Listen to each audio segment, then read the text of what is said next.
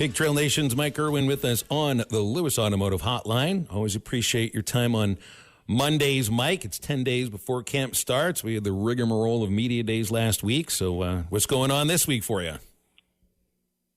Pretty much just looking back on media days and going through all that stuff and trying to see if there's something else that happened there that got by me, you know. I watched most of it, was very interested. I understand. I went there for about 20 straight years and then opted out. I just said, hey, guys, can somebody else go to this? I've had enough of it. But I understood while I was going that it's largely put on by the SEC to promote the SEC. It sells tickets.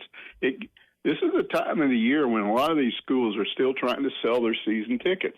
So you get everybody excited and you do a lot of PR stuff. And that's a part of what's happening there. But that doesn't mean you can't come across some little tidbits of information that are interesting. And right off the bat, Sam Pittman, because we didn't know what the situation was, he mentioned that this Ismael Cisse, who was arguably their most impressive receiver in the spring, he's a portal get, and he was doing really well, and then he had that weight room accident, and he had an injury. So what's the situation? I think I told you guys yesterday or last week that could be maybe October before he was back. Well, now apparently he's out for the year. So that prompted a whole lot of questions about, okay, what are you going to do now? And he mentioned a bunch of receivers, said we got lots of options, but I thought it was interesting that he went out of his way to mention Antonio Jordan. Mm-hmm. This is the big mystery guy as far as I'm concerned, because he's a 3-star out of Warren, 6'6", 230, and people that have seen him say he's not a 3-star. He's really good. This is the first time they've had him on campus, and this was the first time anybody on that coaching staff had talked about what he looked like this summer. And Sam Pittman called him an extraordinary talent. He didn't say, well, he's new and he needs some time. He's still learning. He looks good, but we'll see. He didn't say any of that stuff. He said he's an extraordinary talent, and we think he can help us right away. So that was interesting. It was interesting to come across something like that. Now, he got into recruiting guys, and he said something else that I didn't really anticipate him saying, but he got asked all this stuff about, you're in job trouble, blah, blah, blah. What's that like? And he went back into this thing. I don't personally worry about it, but he said it is affecting our recruiting, but in-state, not out-of-state.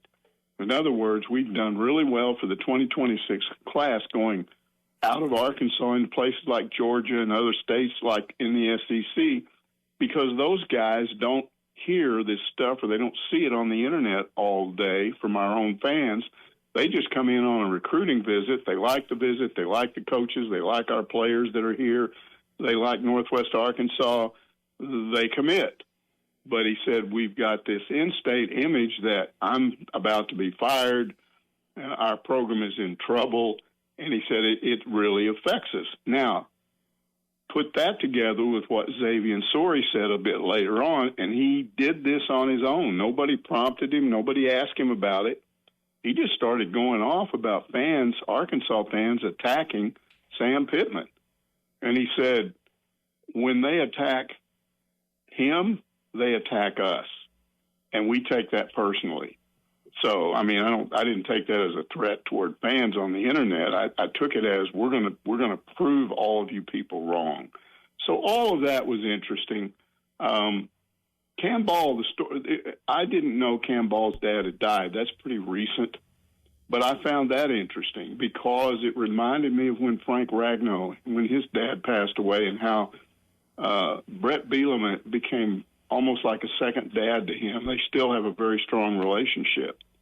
And what Cam Ball seemed to be saying is that's what's going on with Sam Pittman and me right now. He's really stepped in and helped, and it's going to motivate me. I'm going to play this season for my dad. So all of that stuff was interesting. When it was all said and done, the SEC media picked Arkansas, which finished 10th last year, to be 14th. So I guess the SEC media thinks Arkansas is going to drop from 10th to 14th, even though there's all kinds of evidence to suggest that Taylen Green coming back in his second year is going to make a real difference with this team. Yeah, I think the big thing, Mike, is the product on the field. What's your thoughts? You know, these first two games, Phil and I were talking in this first segment before we play Ole Miss. And we got a little while to go, but like the product on the field, these first two games, what's something you want to see that you'll be like, okay, I feel good about this season now? Well, I want to see Taylen Green do what he claims is different about him. What he said was, when I got here a year ago, a little over a year ago, it was a year and a half, comes in before the start of spring football. He said, I was just a guy that showed up for a game and I was just going to play and try to win.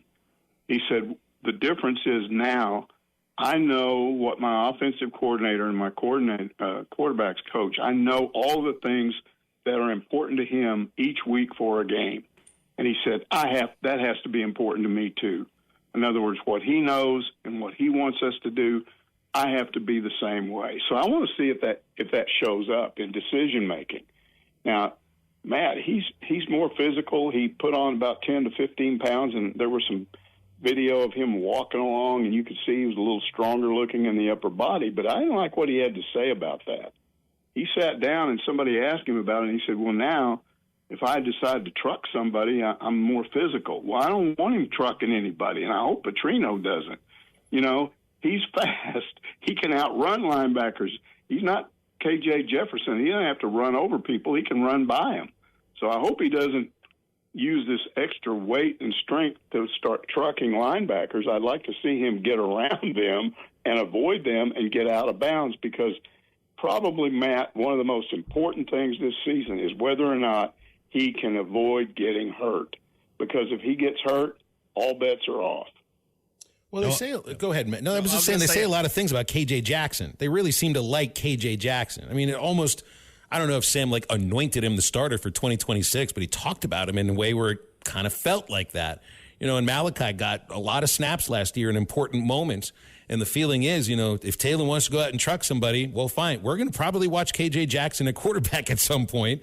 That was another thing I took from media days, that Sam was talking so much about him openly, maybe more so than most coaches were talking about their backup, and the comment that we'll do a little bit more with the linebackers this year. But I look at that almost like, you know, it's two sides of a coin. Well, it tells me I like the linebackers and the speed and everything, but it does make me wonder if they're looking at a defensive line that's going to have trouble winning one-on-one matchups. Yeah, maybe. I mean, these are things, we'll be looking at when they start fall camp, August camp. But you talk about K.J. Jackson, I want to see that. You know, one of the problems, I understand his reasoning for not having a spring game, didn't want other coaches coming in and snatching some of his players right before the portal, see some guy look good in the spring game, let's go get that guy. I understand that.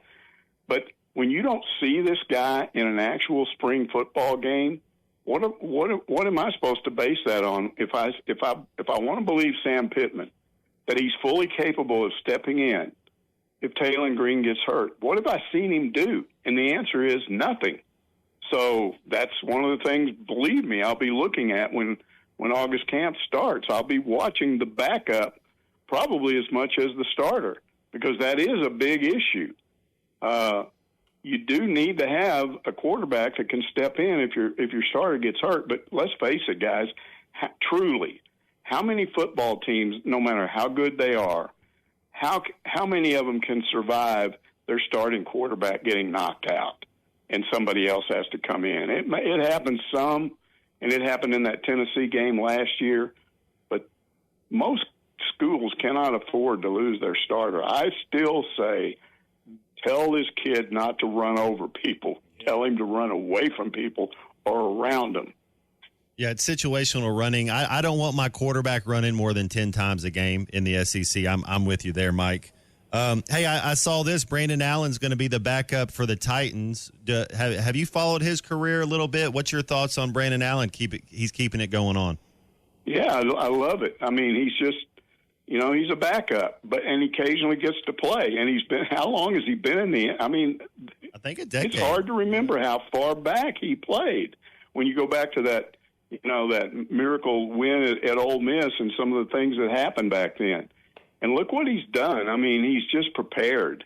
He's a son of a coach. He's just a guy that prepares. And when they've had to put him in there, I wouldn't say he's been outstanding, but he hasn't been terrible. And, Matt, it says something that you keep being – they don't pick you up and put you on a roster for no reason, you know. I just think it's amazing that he's still out there doing this.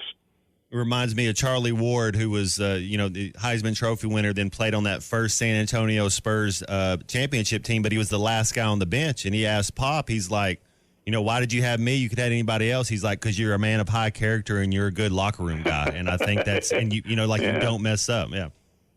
Yeah, that's great.